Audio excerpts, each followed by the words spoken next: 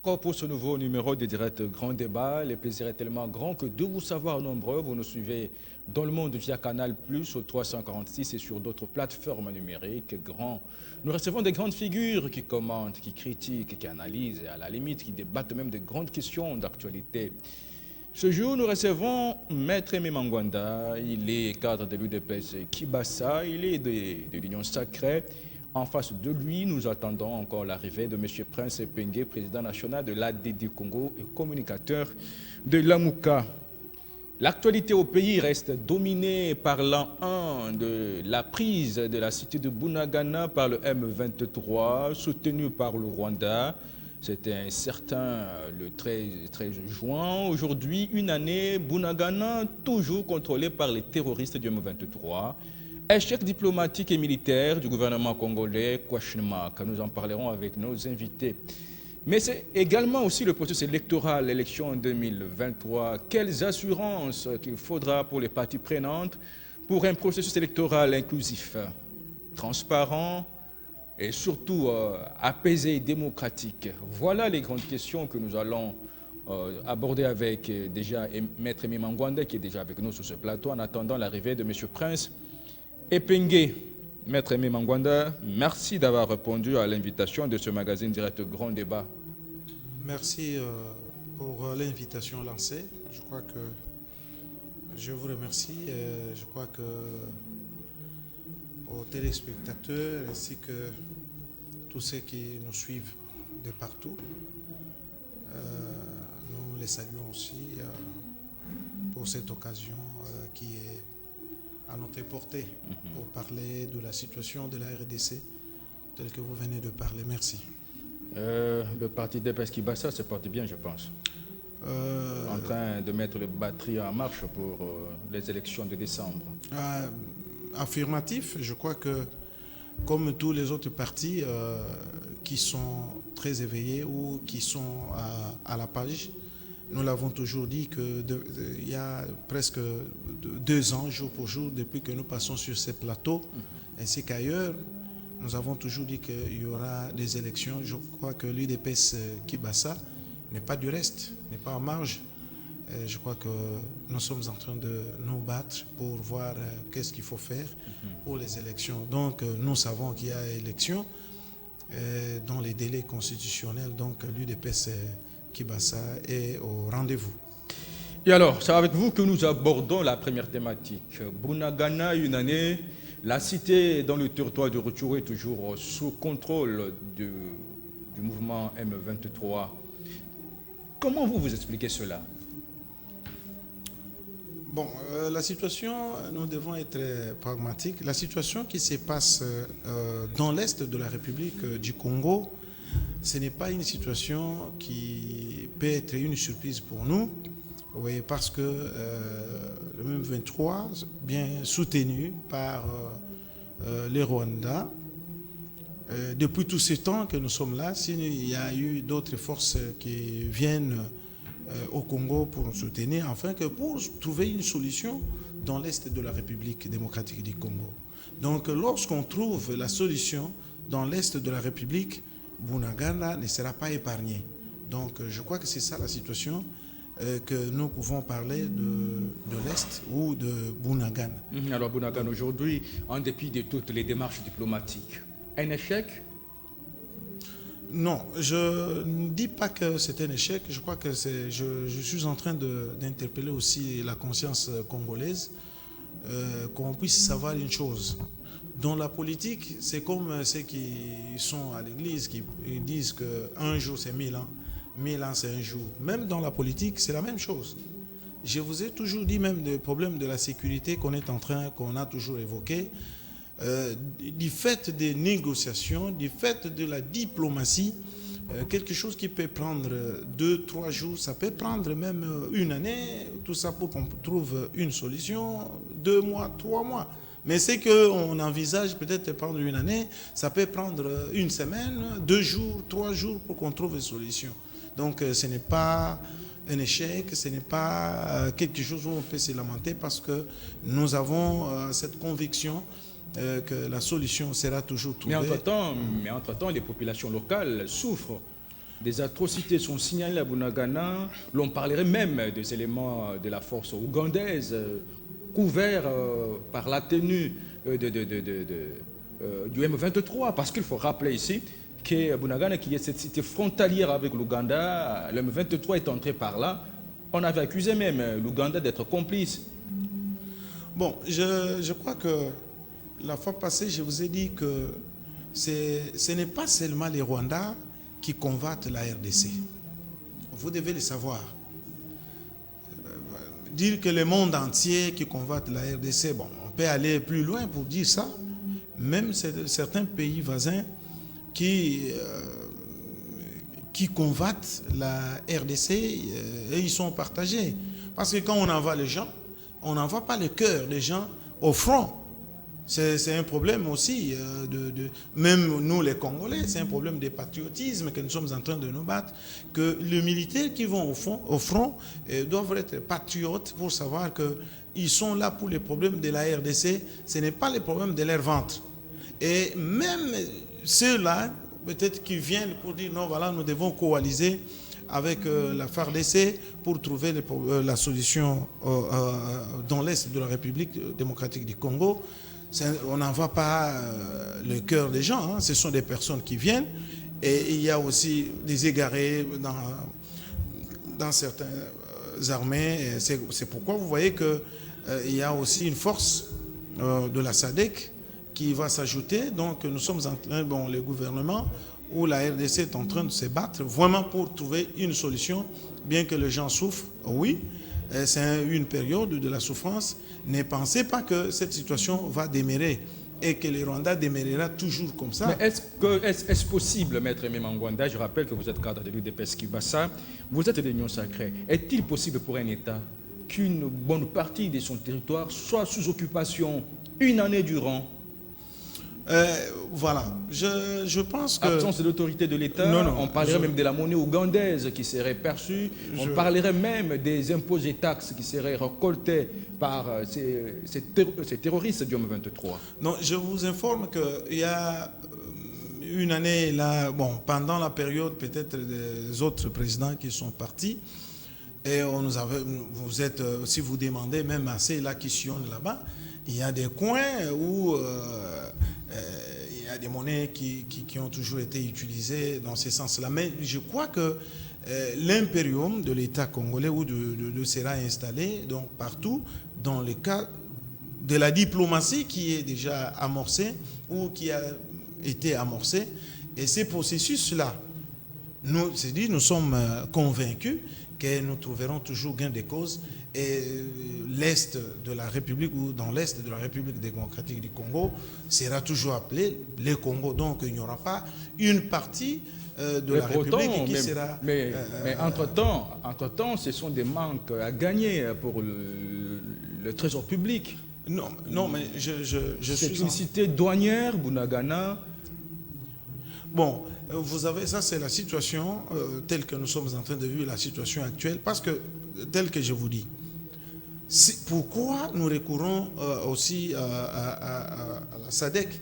Vous comprenez qu'il y a des États tels que nous venons de dire, et les États, nous avons trouvé que la situation ne pouvait pas marcher avec les autres. C'est pourquoi il faut recourir. Ceux qui sont venus, soi-disant, nous aider, parce que nous avons la MONUSCO qui a, depuis combien de temps? Que vous avez trouvé. Nous avons trouvé la MONUSCO. Vous avez ajouté la force régionale. Et la MONUSCO qui va se reposer, qui va se reposer au Rwanda pour revenir, qui va se reposer en Ouganda, je ne sais pas, congé ou quoi, pour revenir. Donc c'est une situation telle que je vous dis ici, que c'est une situation que nous devons vraiment gérer avec beaucoup de souplesse et que ça sera géré dans ce sens-là pour que nous puissions bouter cet ennemi-là dehors, afin que le territoire congolais reste pour le Congo. Mais une année durant, c'est une balkanisation qui ne dit pas son nom. Bunagana qui reste encore contrôlé par les forces négatives, les terroristes du M23. Nous disons que nous n'avons pas dit que c'est la balkanisation, ça c'est vous qui le dites, parce que si nous sommes dans les pourparlers, nous sommes dans la diplomatie, Et c'est pour trouver cette solution-là. Donc nous ne pouvons pas dire que c'est la balkanisation qui a procédé parce que et la MONUSCO est là, et la force de l'EAC, ainsi que la SADC qui va s'ajouter. Et nous pensons que, ou bien c'est que nous venons de dire, le FARDC ne sont pas incapables de trouver une solution dans ce sens-là, mais du moins, nous allons trouver une solution. Mais est-ce que le gouvernement congolais, le régime Félix Tshisekedi, se rend-il pas compte qu'il a été peut-être, c'est pas dupé, mais induit en erreur, le fait que la première réponse devait être d'abord compter sur soi-même, que de faire recours à une multitude de forces, notamment de l'EAC, d'ici le déploiement de la SADC, entre-temps, la MONUSCO est déjà là. Est-ce que ça n'a pas été une mauvaise lecture des faits? Non, je pense que à la lecture où vont les choses, si vous regardez, nous avons, en tout cas ça, ce n'est pas quelque chose qu'on peut voiler de face. Nous avons été infiltrés depuis très longtemps. Ce sont des débats que nous engageons ici. Et d'ailleurs, même le président Mobutu, lorsque il était déjà finissant, il a dit, après moi, c'est les déliges. Donc, quand il a dit ça, bon, c'était quoi? C'est toujours les problèmes. Dans l'est de la République démocratique du Congo, à l'époque, c'était les Zaïre. Et lorsque Mouzé est arrivé, bon, il y avait ceux-là qui l'ont accompagné. Lorsqu'ils sont arrivés ici, ils devaient se comporter dignement. Ils sont venus de ce côté-là. Et on a dit non, vous devez retourner. Vous avez vu ce qui s'est passé. Et depuis que Mouzé est parti, nous avons connu le régime du président Kabila.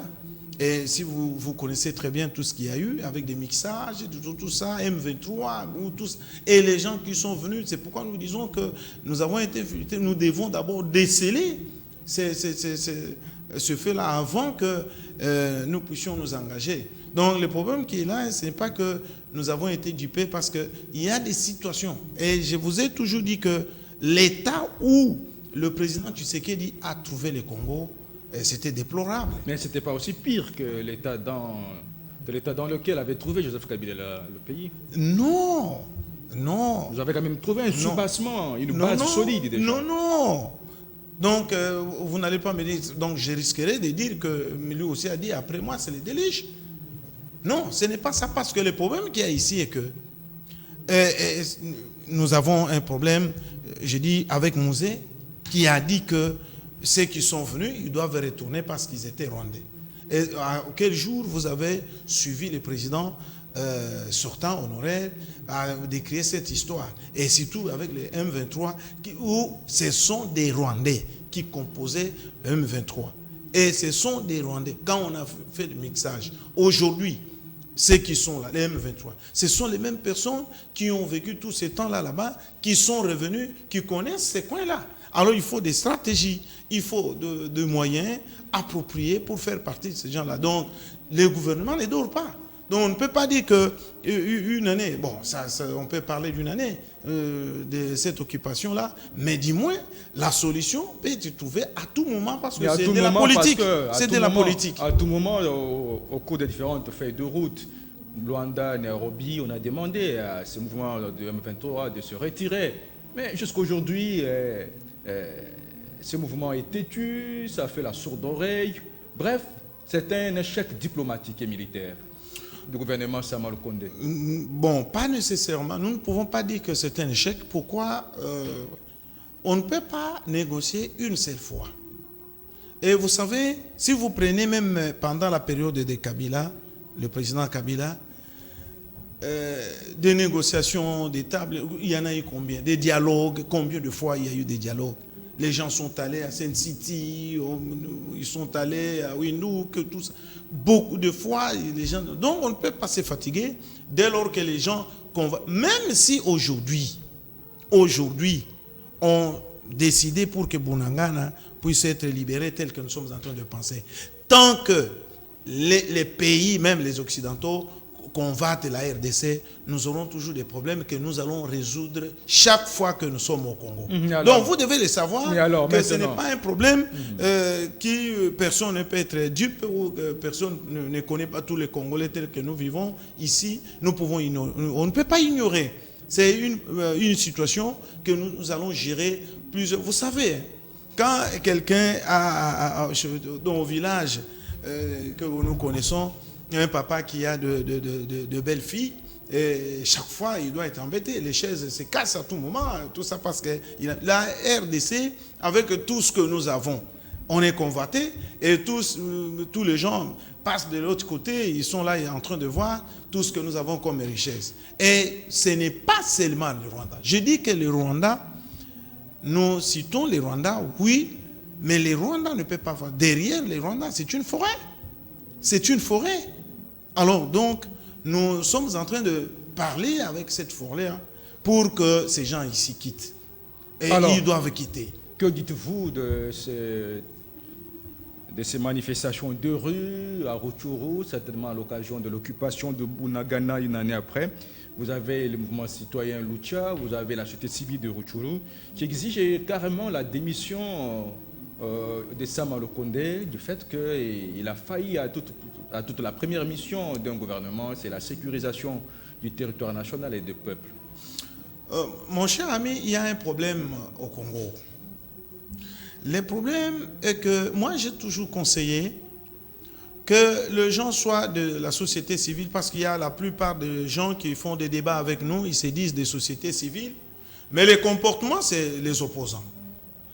Alors, j'ai dit qu'ils soient opposants ou pas, il faut donner des arguments qui sont constructifs, et ça arrange. J'ai dit ceci, mal pour nous, lorsque vous voyez quelqu'un commettre une erreur, même une erreur, chez nous c'est quoi? Quitter. Lorsque vous venez, vous êtes là, je connais quelqu'un qu'on avait mis, il ne faisait que critiquer, on lui met, il ne fait rien. Donc le problème, au lieu d'orienter, on dit non, on doit quitter, on doit quitter. Prenez celui qui fait des bruits, vous l'amenez, vous le mettez, il ne fera rien. Et la plupart de ceux qui font trop de bruit comme ça, ils ne font rien. Le problème c'est quoi? Les problèmes de la RDC, ce n'est pas les problèmes du président Tshisekedi, bien que c'est un décideur, ce n'est pas les problèmes de Sama Lukonde, c'est un problème de tous les Congolais que nous devons voir. Si les Congolais n'étaient pas unis, mais l'Est, je ne sais pas quel serait le sort de l'Est. Donc, chacun doit mettre la main dans la pâte pour qu'on trouve une solution au Congo. C'est un problème qui concerne tout le monde. On ne peut pas parler seulement des gens de l'Est où l'Ouest doit être distrait. Non, c'est un problème qui nous concerne tous. Donc ils peuvent marcher, c'est un droit, mais nous devons voir comment nous devons coaliser les efforts que société civile, on marche. Et la fois passée, je vous ai dit ici, vous voyez même des puissances, quand on parle des problèmes de l'Est, on est très passif. Mais quand on dit tel, oh non, tel a fait. Les élections, on est là, on se plonge sur les élections, mais entre-temps, les Congolais qui sont en train de mourir là-bas, qu'on est en train de tuer, non. Aucune organisation ou bien aucun organisme international qui parle de cette histoire. Donc vous comprenez qu'il y a Anguille sur roche, il y a un problème qui est là et que nous voyons et nous constatons. Donc il y a possibilité, si nos compatriotes ou les citoyens marchent, mais bon, c'est un droit de marcher, oui, c'est une expression de la volonté, mais ils doivent savoir que ces problèmes qui préoccupent, ce n'est pas les problèmes de Sama Lukonde, c'est les problèmes de tout le monde. Nous devons voir comment nous devons coaliser les efforts, être un. Vous voyez, la plupart des gens, quand on trouve que non, voilà, il y a un aspect de choses qui se passent, on pêche ces gens-là. Pêche quelqu'un, on le fait opposant, on lui dit voici ce que vous pouvez faire. Il faut paralyser. Alors que quand on paralyse qui? Alors que c'est un problème qui nous préoccupe tous et un problème où tout le monde doit avoir un regard. Donc voilà ce que je pouvais vraiment exhorter nos compatriotes congolais qui doivent savoir que le problème de l'Est, c'est un problème d'un individu, c'est un problème de tout le monde et que Si dans l'Est de la République, il y a des camarades qui résistent, et c'est ce qui fait que jusqu'aujourd'hui, qu'il n'y ait pas... Donc, si vous voyez les autochtones en train d'être éliminés, en train de... Non, il y a un problème, il y a un plan. Mais alors aujourd'hui, Maître Mimangwanda, tout en rappelant que vous êtes cadre de l'UDPS Kibassa, vous êtes de l'Union Sacrée, est-ce que vous trouvez encore aujourd'hui opportune l'arrivée de troupes de la SADC, dès lors même que l'adhésion de la RDC à la force régionale ou à l'EAC, la communauté des États d'Afrique de l'Est, a été contestée? Est-ce qu'aujourd'hui, les troupes de la SADC seront-elles les bienvenues pour une solution idoine ou encore ce sont des troupes de trop? Bon, vous avez posé les problèmes. Je réponds pour dire que nous voulons trouver une solution dans l'Est de la République démocratique du Congo.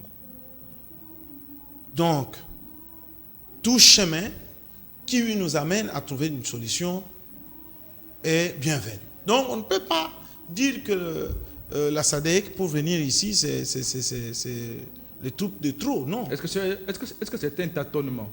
Non, ce n'est pas un tâtonnement. On n'y va pas avec assurance, avec certitude. Je vous dis que c'est un problème parce qu'aujourd'hui, si la RDC commence à bombarder l'Est ou Bunagana, et vous verrez que la plupart de ceux qui seront victimes, c'est la population civile, parce que ces gens-là, des fois, ils se cachent. Des fois, quand ils trouvent que la situation barde, ils vont fuir dans leur pays. Mais entre-temps, les Congolais qui sont là. C'est pourquoi nous disons que toutes les voies sont utilisables pour trouver une solution, que nos compatriotes qui sont là ne soient pas victimes de ce que l'armée peut-être peut utiliser. Mais si on arrive qu'on est au bout de tout ça, ce n'est pas un tâtonnement. C'est-à-dire que ce sont des voies que nous pouvons utiliser, que nous utilisons pour trouver une solution dans l'Est de la République. Donc, je crois qu'aujourd'hui, quiconque serait président, il utiliserait toujours les mêmes stratégies pour trouver une solution, ne pas tuer les Congolais qui sont là, ne pas utiliser des moyens qui vont paralyser, parce que c'est ça la philosophie de Rwanda. Donc il faut exterminer tous les Congolais qui sont là pour que les terrains soient vides. Non. Donc on vous entend parler, selon vous, le retour de la paix durable dans l'Est de la RDC, c'est encore un long chemin à parcourir. Non, non, je vous ai dit ici que la solution sur le plan politique dépend de la manière dont on est en train d'utiliser les tactes. Parce que un jour, 2 jours, 1 semaine, ça peut être une solution. Même là-bas, s'il arrivait que, même ceux qui soutiennent les Rwandais et tout ça, arrivaient à comprendre que ce que nous sommes en train de dire, ou le gouvernement congolais est en train de parler ici, est fondé, mais ils peuvent se retirer dans 1 jour, dans 2 jours. Aujourd'hui, Rwanda ne peut pas faire face dès lors que ceux qui les soutiennent disent que non, non, non, non, nous nous retirons. Laissez. Ils vont laisser. Mais alors, aujourd'hui, abordons carrément la deuxième thématique. Est-ce qu'aujourd'hui, c'est possible que si les voix qui s'élèveraient pour dire priorité d'abord, la sécurité sur l'ensemble du territoire national, les élections après? Je crois, comme je vous ai dit, qu'est-ce qu'on peut prioriser? Le problème qui est là est que la sécurité, telle que je vous ai dit, je ne saurais pas me contredire parce que je vous ai dit que on peut dire non, sécurité. On dit les élections après. Soit les élections. Non, mais je vais, c'est donc vraiment d'une façon pratique. Quand on dit, tout à l'heure, je vous ai dit sur le plan politique, on peut trouver une solution dans 2 jours, 3 jours. Mais lorsqu'on dit que non, les élections après, parlons d'abord de la sécurité, alors que la solution est en train d'être trouvée sur le plan sécuritaire. Mais le moment où nous allons réfléchir sur les élections, ça ne sera plus dans les délais. Mais le problème est que les 2 voies sont en train d'être utilisées parce que la sécurité, il y a une institution qui gère, ou le gouvernement qui gère la sécurité, et les élections, il y a une institution qui est en train de gérer. Donc, je vous dis qu'on peut trouver une solution sur le plan politique dans peu de temps, le temps que cela puisse prendre.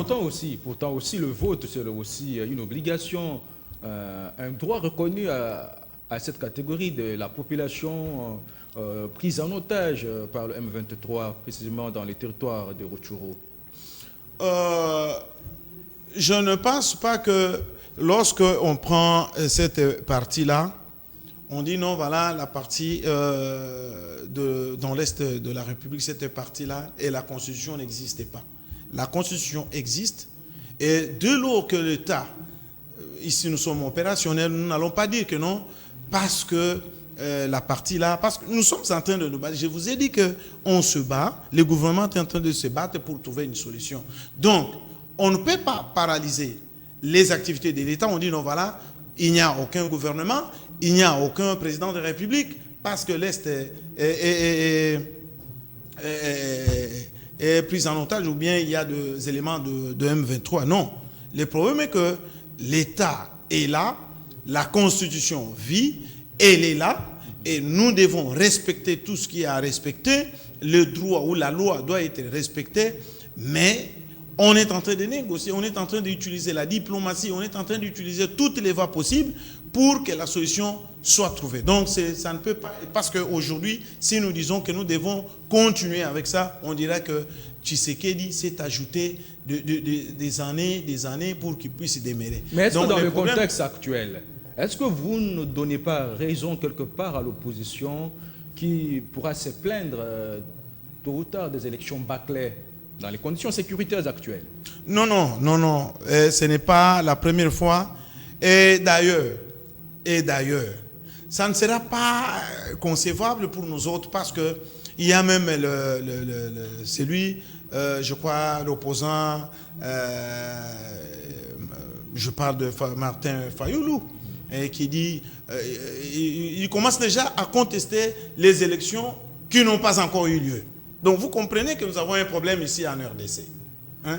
Lorsque aujourd'hui ils sont allés, il était aux États-Unis. J'ai suivi sur la voie des ondes quand il parle que non, voilà, on est allé chercher pour que les Américains ou l'État, les États-Unis puissent s'imposer pour qu'il y ait des élections. Bon, je ne sais pas si dans son cahier de charges, quand il est venu, il y a une décision qu'à la CENI, on va encore engager les Américains, ou je crois on doit écarter Kadima, qu'on mette un Américain à la tête de la CENI, je ne sais pas. Mais du moins, le problème qu'il y a ici est que la conscience, que les Congolais, nous puissions être debout comme l'hymne national le dit.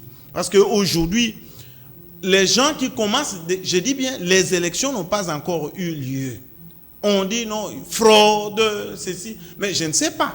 Nous préparons déjà qu'il y a des gens qui ne sont pas prêts pour les élections, bien qu'ils disent que les élections auront bel et bien lieu dans les délais constitutionnels, ils commencent déjà à contester ces élections qui n'ont pas encore eu lieu.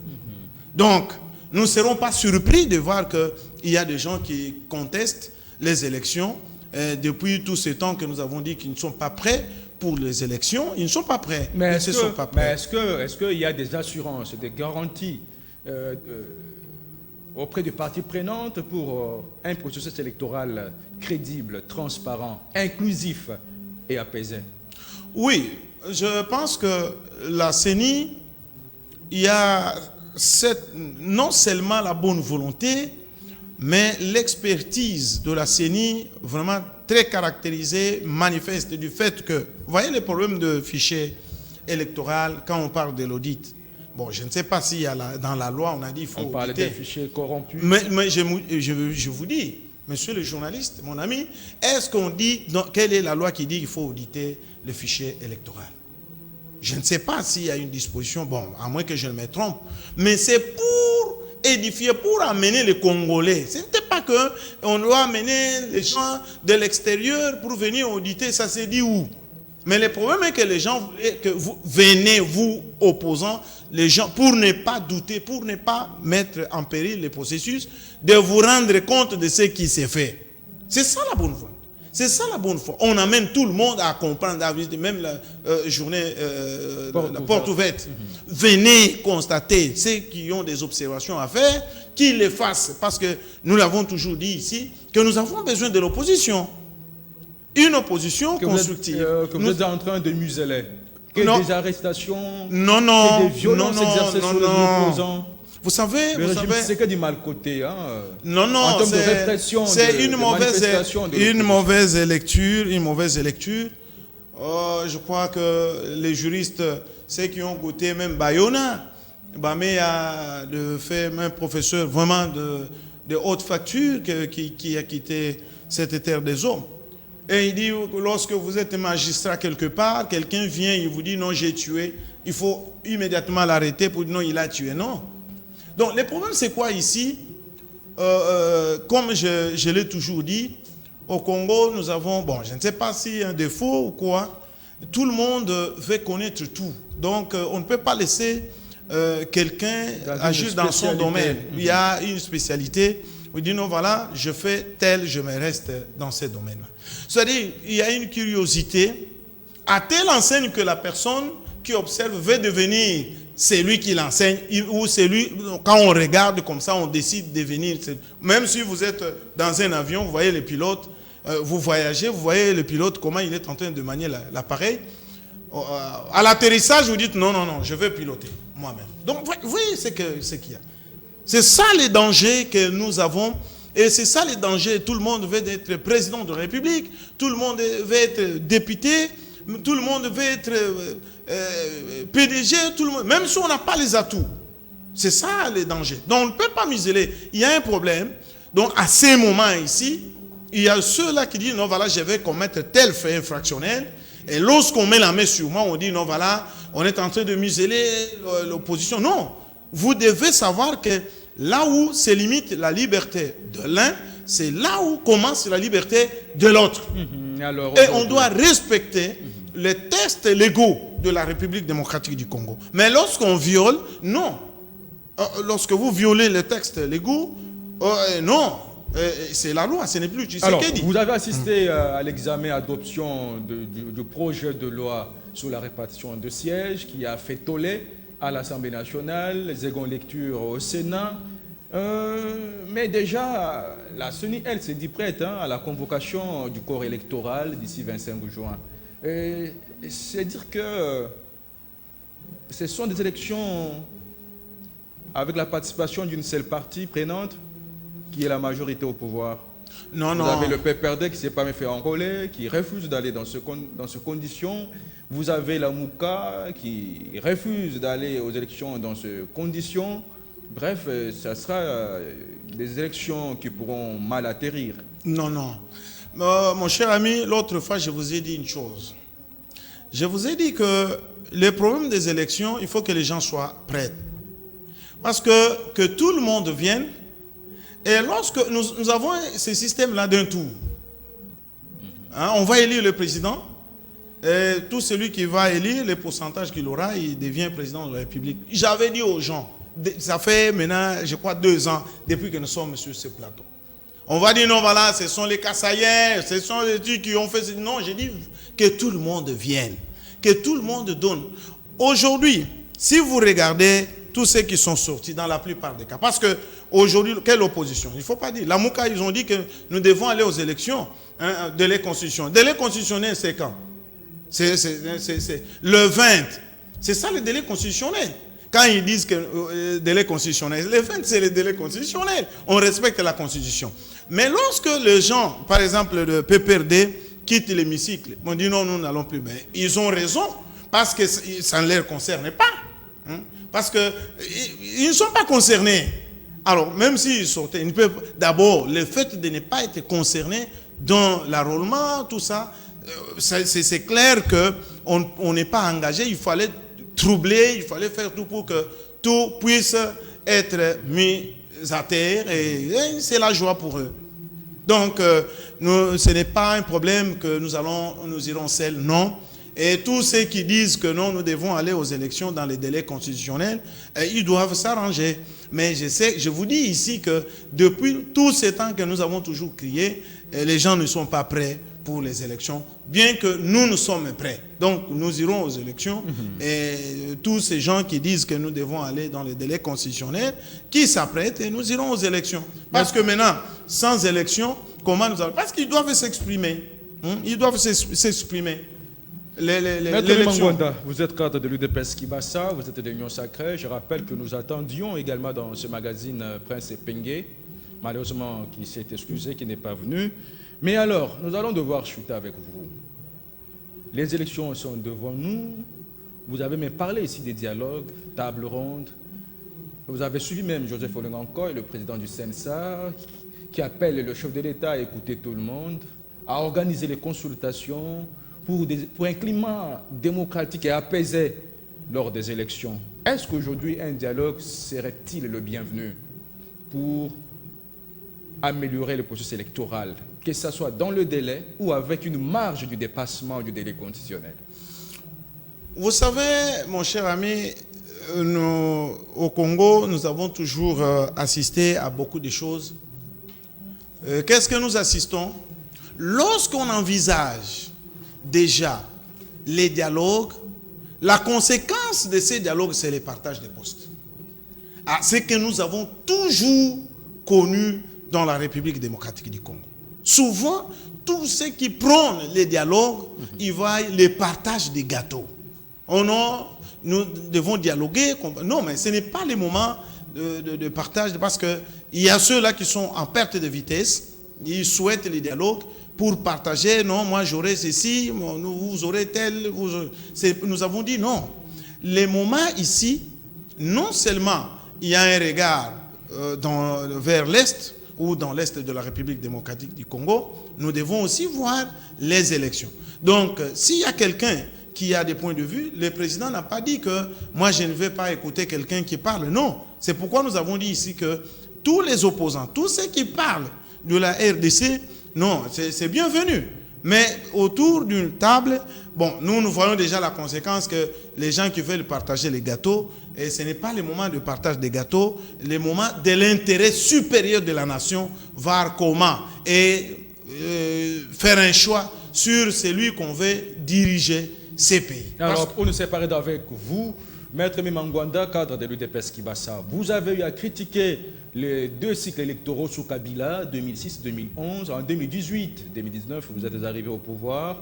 Peut-on aujourd'hui assister à des élections meilleures ou bonnes que les deux premiers sous Kabila, ou on risque d'assister à un chaos électoral? Non, non, je pense que... Ou encore à des pires élections que celles qui ont été organisées bien avant l'arrivée de l'UDPS au pouvoir? Non, non, vous savez que si vous faites ces constats-là ensemble avec moi, vous allez constater que les gens qui sont en train d'alimenter les foyers de tension de gauche à droite, ils voient que ce qui doit se faire, ça sera des élections peut-être qui n'ont jamais eu lieu en République démocratique du Congo. Donc, vous verrez que la situation que Kadima, parce que nous avons été ici avec ce qui se disait sur ces plateaux, qui se disait excellent dans les analyses, et ils n'ont jamais contesté, alors jamais contesté les qualités ou les prouesses qu'a Kadima. Personne, même ceux qui sont dans l'opposition ou ceux qui étaient de la société civile, qui disaient ici qu'il n'y aura pas des élections, avec Kadima ça sera impossible, tout ça, et ils se sont rendus, parce que je les disais que si le président Kadima n'a pas encore dit les derniers mots sur la tenue des élections, personne d'autre ne dira qu'il n'y aura pas élection. Et voilà qu'ils étaient distraits en train de dormir, et aujourd'hui les choses telles que ça avance, donc on ne peut pas contester qu'il y aura des bonnes élections. Il y aura bel et bien des bonnes élections, parce qu'il s'est coupé en morceaux pour que les processus, les 25 ici, vous voyez... convocation de l'électorat à la députation nationale. Mais pendant ce temps déjà, on doute même du caractère inclusif des élections. Non, mais... Le régime serait en train de vouloir mettre de côté certains potentiels candidats. Non, non, on ne voit plus... Par exemple, qui? On ne voit plus les potentiels. On a mis de côté qui? On a dit, mais tout le monde vienne. Mais on a parlé de Matata, on a parlé de Katumbi, des potentiels candidats à la présidentielle. Non, je vous dis qu'on a dit que tout celui qui est candidat, qui vient déposer la candidature. On a mis de côté qui? Personne. Parce que tout celui qui s'est dit candidat, qu'il vienne. Et d'ailleurs, c'est avec le député national, donc la députation nationale. Donc tout celui qui s'est fait candidat, qu'il vienne, et remplissant bien sûr les conditions requises, les conditions exigées par la loi. Et aujourd'hui, c'est l'article 121 de la loi électorale. Tous ceux qui veulent venir, qui remplissent toutes ces conditions-là, ils seront reçus, les dossiers seront étudiés et ils seront maintenus. Et le 25, à partir du 26 au 15 juillet, on reçoit les candidats. On n'a pas exclu quelqu'un. On n'a pas dit que non, voilà une tranche de personnes ou cette catégorie qui va venir déposer leur candidature. Ouais, les autres ne viennent pas. Non, on n'a pas dit ça. Alors, on dit tous les Congolais alors. En conclusion, pour nous séparer d'avec vous, Maître Bimangwanda, la certitude, il y en a, selon vous, à vous entendre parler de la tenue de bonnes élections et dans le délai.